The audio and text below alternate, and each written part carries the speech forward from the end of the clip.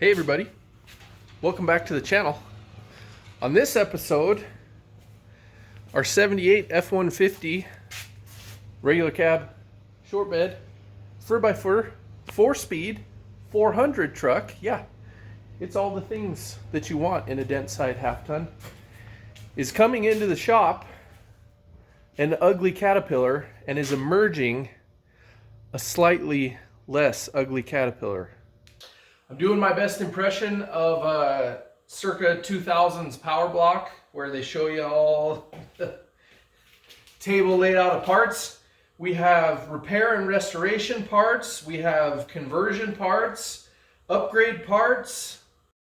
We just got parts, is what I'm saying.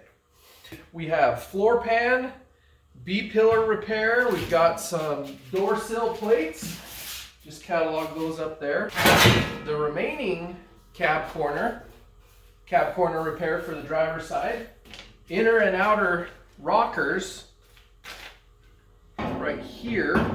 The inner rocker is actually on the truck already. We've got a Carter electric fuel pump, door hinge pins, track bar bushings, clutch linkage rebuild stuff, some weather stripping. So that's all this side of the table. Now this is the money side of the table for sure. So we have some Amazon special headlight housings that take LED replacement bulbs. So we're gonna upgrade the lighting. And now to all of this stuff here. All this stuff here, save for the motor mounts, is from L&L Products, who specialize in big block Ford conversions in classic Ford pickups. So I definitely squealed a little bit at the price when I ordered all this stuff, but I will say when it showed up, it is really nice stuff, which was a relief. Here's the, I was about to say shorty headers, but they're actually kind of a mid-length if you look at them. Really beefy, high temp black coated. They are 1 3/4 primary, and they have 1/2 inch thick flanges. Look at that. I love it. You could use it as a tow attachment point. So here is the passenger side, which kind of sneaks and comes back by the bell housing, which was a problem that I had with some other headers. Here's the driver's side, comes and dumps down kind of right behind the dipstick area so you can run a crossover pipe under.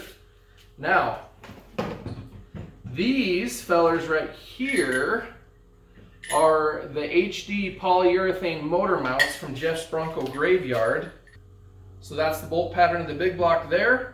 This is a mount with a poly bushing in it, and this stud drops into the cradle where on your stock motor mount perch is where your stock engine would go. So these are specifically 400 to 460 conversion motor mounts. Those are from Jeff's Bronco Graveyard. All the remainder of this stuff is L&L parts. So what we've got here is their 12-inch clutch kit. So it comes with a Valio disc, which looks pretty stockish. I don't know if that's really an upgraded unit or not. I honestly don't even know what it's from. Supposedly splined to fit my NP 435 4-speed. Pressure plate bolts, pilot bearing, clutch alignment tool. Comes with ARP hardware for the flywheel. Very nice. Throwout bearing was extra. I went ahead and got one of those. It's a Timken unit. Pressure plate. And then here's the real magic right here. So this guy, oh my goodness, is supposed to be the correct balance for our late model EFI 460, which I believe is 40 ounce, or this was 40 pound. I don't remember. It's correct for an external balance 460 is what I'm telling you. This is a billet flywheel that they actually machined down to accept the ring gear for the 400 starter. So allegedly you can run any 400 or 460 starter with this setup. You may ask yourself, why does this guy have a bunch of 400 to 460 parts? The 460 is for the 69 F-100. Well, cut to this guy. If you ever had a half-ton truck with a 400 in it, it's not an M, it's just a 400. The 351's an M. You know, the tall deck Cleveland motor. I mean, there's nobody out there that is going to say, well, let me put it to you this way. You always kind of wonder what it would be like to have a big block in there instead of the 400. In fact, so many people do it. There is all kinds of parts to drop one in there. So, you know, this thing really isn't as fast as I remembered it being. I'm sure it's because I've had faster stuff since then. The motor I built 20 years ago is actually seems pretty dang healthy, but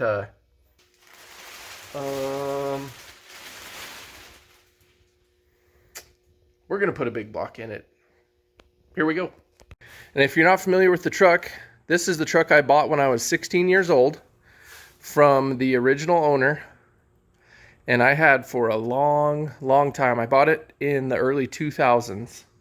I recently revived it after buying it back from the owner 2 after me.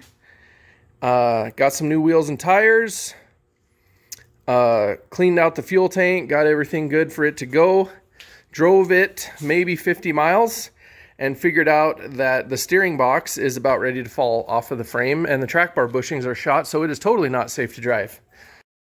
Go back and watch those videos if you haven't seen them. I'll put a link right up here. Okay, there's a lot of fixing that needs to go on here, but here's a method to my madness, and this is what it's looking like so far. This outer cab corner actually pretty much needs replaced almost all the way up to the belt line. It's just so twisted in, and there's dents on the back of the cab from it,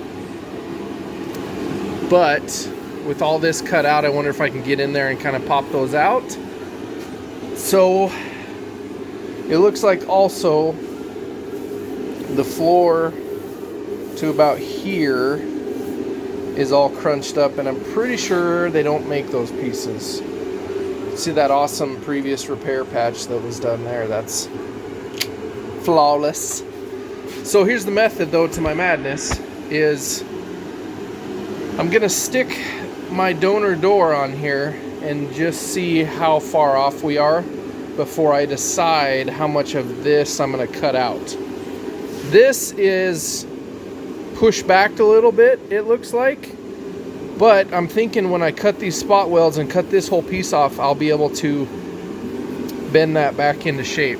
I don't know what this scratch line is here. I don't know if that was somebody saying I think we need to cut it all the way up here or what, but look at those new tires. Oh, buddy. So let's check out that door and see what kind of shape we're in.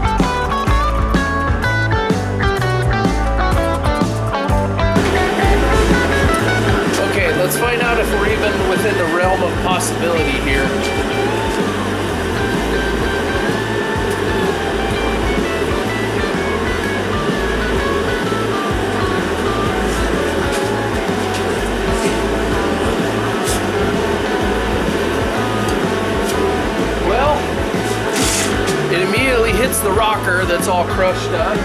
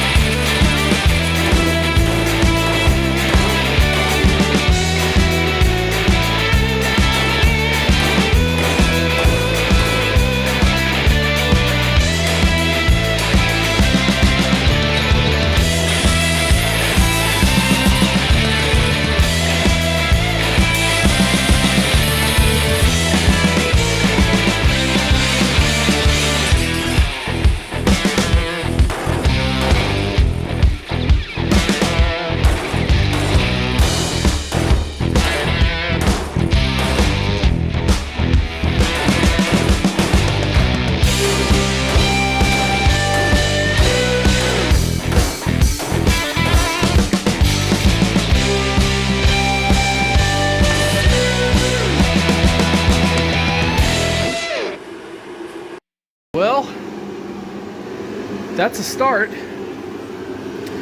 Needs to go forward about 1/4 inch, but it will kind of shut now. I'm a little winded. Well, boys, that is going to do it for tonight. How about that? Still needs some work, but it looks like with what I have, I am going to be able to get a door to fit on here. So needs to go forward a little bit more. It's got a pretty big gap at the front, but I actually had to cut that piece of rocker out to get it to close because it was hitting right on there because that was so pushed up. But it's definitely going to need inner and outer rocker, front floor pan, and cab corner probably up to there. I don't know if they make them go that high, so we'll have to see. Then I think when I get that all cut off, I'll be able to straighten out this flange a little bit, and we'll be looking pretty good. Still got some crinklage here and back here, but we'll see what we can do. That's it for tonight. Okay, here we go. This escalated quickly. I'm not sure if I need to do all this to change the oil, but the internet said I do. So anyway, here we go. I didn't show you all that, unhooking all the stuff from the motor, taking the radiator out. Honestly, it's not exciting. And it took me like 20 minutes. These are so easy. Got you guys up there on time lapse. And I'll kind of film some stuff with this as we're coming out. But it's time to hook up the cherry picker and get this turd out of here.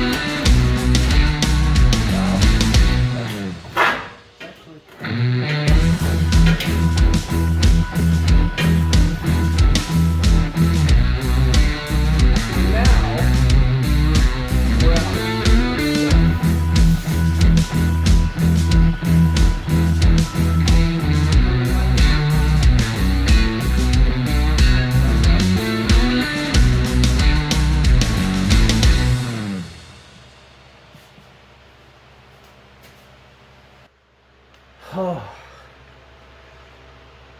that is gonna do it for tonight. Tomorrow, I figure out how to get this junk the rest of the way out of there, and I'll explain to you guys what it was that I was doing underneath there. You can see I've got a jack under the transmission, and so that's downstairs is what that is down there. That's where the prying, jacking, hammering, and swearing happens down there. It's a safe place for such things. See you tomorrow. You guys, unfortunately, are going to be on a lot of time lapse on the windshield for this episode. Because this thing is so, I mean, it's regular person tall, I guess. You can kind of see it in comparison to the garage door, which is 8 feet tall. It has a 4-inch suspension lift on it and 33-inch tires. And so my tripod only goes so high, so like the view you get from that camera is like little kid peeking over the counter kind of a view. So anyway, I'm gonna throw this guy on the windshield again, put it on time lapse, and I got a bunch of cleaning and removing wires and stuff in here to do. Plus, I need to listen to some jams while I do that. So, enjoy. Okay, I don't know how good this will be looking from up there, but I got a bunch of wires, couplers, a sketchy old trailer brake controller, the bell housing, bunch of stuff I got to do. So here we go.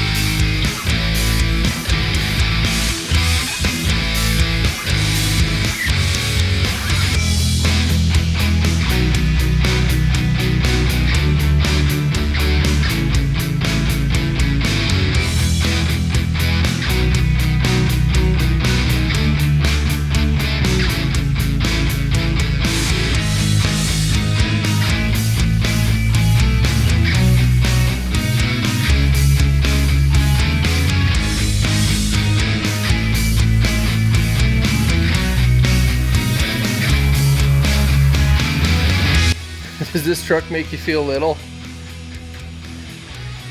Hey, your head is the same level as the headlights. How about that? Oh, did you go on your tippy toes? No cheating. So Roni's taking the grill out for me, and Mom's gonna take out the headlights, and then I'll take out the grill shell later. This guy doesn't exactly have to come out, but I got some dents I'm gonna try to work out a little bit better and make it look presentable. No, leave that guy in there. I threaded it back, not you. So to take the headlights out, that's the adjuster. I guess I'll show the world. That's the adjuster. These are what hold it in, is these four. They hold this little piece of stainless trim, and that's what actually clamps the headlight in there. So we don't need these headlights where we're going. Did that screw come out, bud? We got, This is what the sketchy? Yeah. That was me. That hole, let me see it.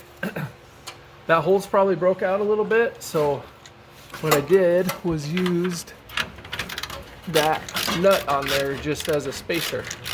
See? She still comes out.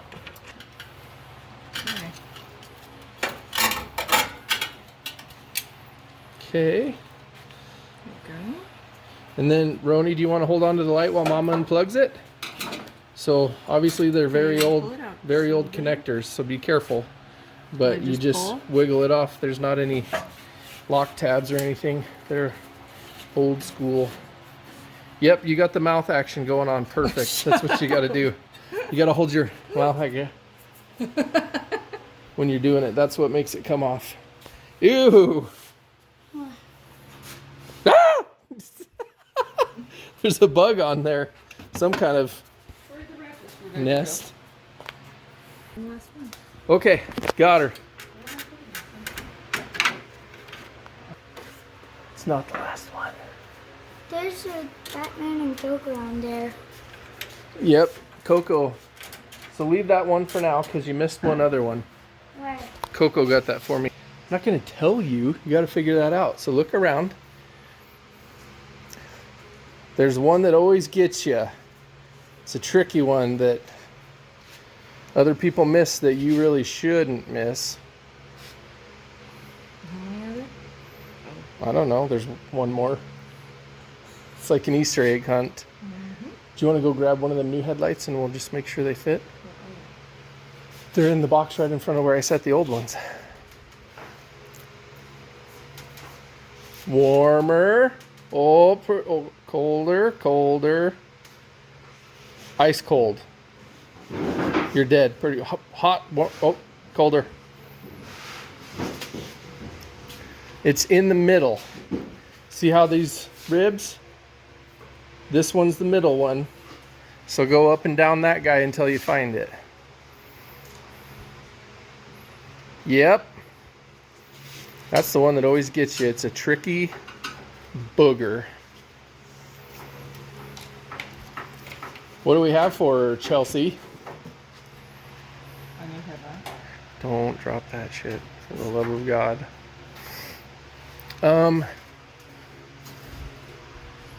So, okay, just a minute, bud. Nice.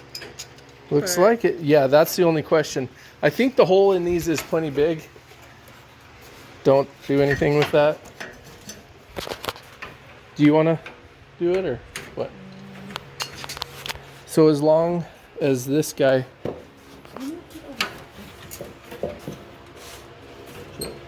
You okay? As long as that fits in there, which it totally looks like it. No, you don't have to. No, because the bulb on these. I was like, yeah, I'll show you that in a minute. As long as that fits and clears in there, and we'll go all the way in. Dang. Last one. Last one. We good, Chelsea? Yeah. I think you need to flip the tray around, but. See, I think this part's upside down. Yeah. Dude, you still didn't get that one. I know. Okay. I think I need to get it. help Oh. me on that. Can I put it back in another box? Yes, please.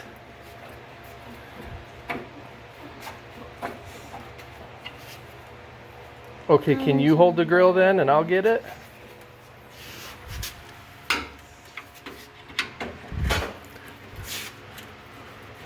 That guy's a little haggard looking. We'll put some, probably get some new screws.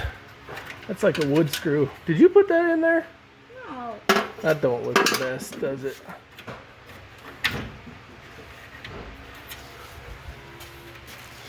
Okay, get 2 hands on that thing and very carefully pull it out.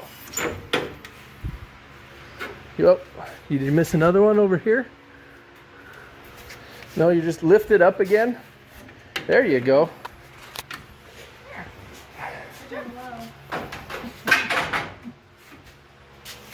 All right. Yeah. Mr. Disaster did it. This thing. So, stay tuned as we rip into this thing. We are fixing the rust, fixing the cab, totally detailing out the engine bay to accept that new 460. And in the next couple episodes, we are dropping that beautiful grabber green big block Ford in there and firing it up. This thing is going to be, it's going to be the truck of 17-year-old me's high school dreams, finally. So, you know, 20 plus years later. That's all we have for this episode. Hopefully this kind of gets your appetite going. You don't want to miss this. Make sure you hit that subscribe button, share it with your friends, leave us a comment below. If you're upset about the big block not going in the Crown Vic truck, let me know. Let me know what you think I should put for an engine in that truck. I might have another or 2 pushrod Fords sitting around here, so don't you worry about that. One of them is another epic Ford old school engine as well. So let me know. Do you want to see something like that where I build another engine? Or do you want to see some kind of late model drivetrain swap into that thing? Probably not a Coyote or a Godzilla like everybody's doing, because we can't afford that. And here's my thing with my channel too. I kind of operate on the premise of if I can't afford to do it, you guys that are watching probably can't either. And I like to watch stuff that I could go do if I really wanted to on shows. So that's it for now. I got a ton of work to do, so I gotta go. In the next episodes, we're going to show you how we upgrade this thing, fix all the rust and all the damage to the cab from when this thing was wrecked into by a dump truck. Not only are we going to bring it back, but we're going to make it way better than it ever was. So, I mean, who doesn't like a Dentside Ford? You? There's something wrong with you if you don't like a Dentside Ford pickup.